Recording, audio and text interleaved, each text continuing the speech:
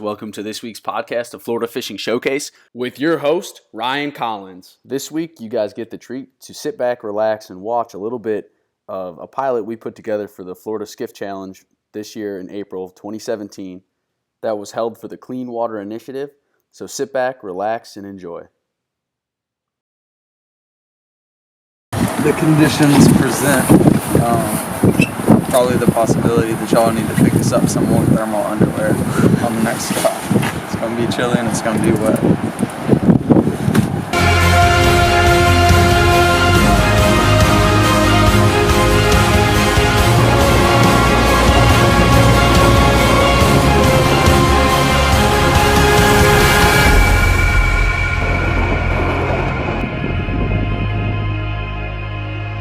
I don't think it's what challenges you think you might have or what's the most challenging. It's the whole thing.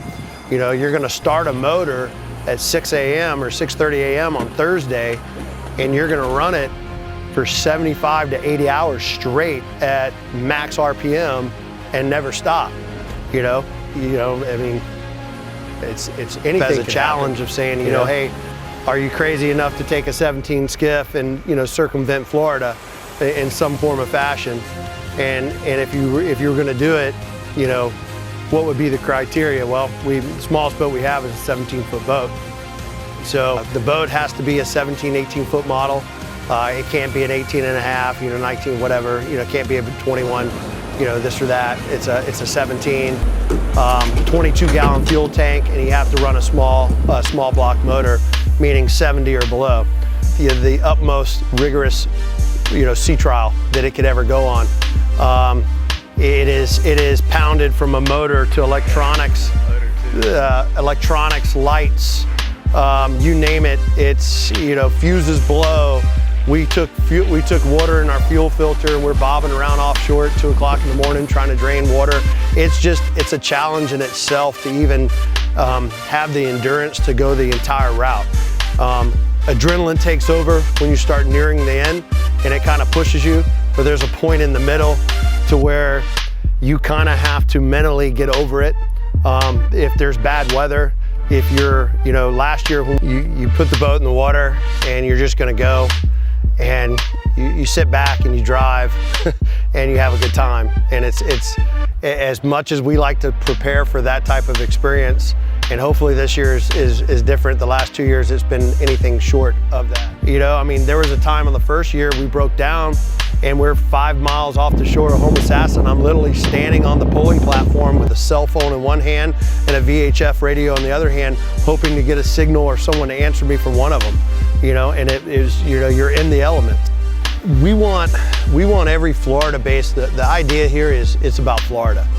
To have the opportunity to do the very first Skiff Challenge, even though we didn't complete it, the number one thing I walked away from that challenge with, other than defeat, was to watch the landscape of Florida from the Alabama-Florida state line, and go through Pensacola and Apalachicola, and then down the Gulf Coast over to the Keys, and start making your way back up the East Coast. I mean, you see all of Florida.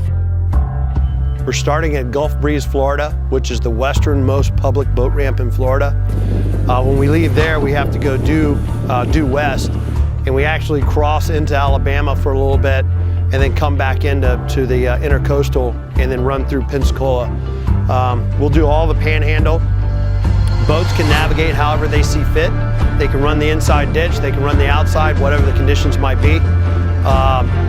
At some point, we have to cross over, whether we go up into the panhandle and roundabout or we make a jump.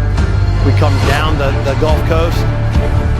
We're gonna go through Florida Bay this time, and then back up the East Coast. We're going all the way north of Fernandina into the Cumberland River, into a resort called Cabin Bluff that's actually just north of the Florida-Georgia line. So we're going to be able to say that we went from state line to state line, from Alabama, Florida to Alabama, Georgia. Where, boat builders can come together, and we're challenging our products together. You can challenge your skiff, you can challenge your motor selection, you can challenge your electronic selection, whatever that might be. But what we're doing here is we're coming together to raise money for the same initiative, and that's clean water within our state. Fatigue sets into a factor of where you're cramping your hands, your forearms. You know, the reason we kind of do it with a tiller is that you know, I guess there's a lot of people that'd be crazy enough to do it. There's only 2 guys that are crazy enough to do it with a tiller. You know, so it's always going that extra level, saying, well, if someone else can do it, I can do it this way.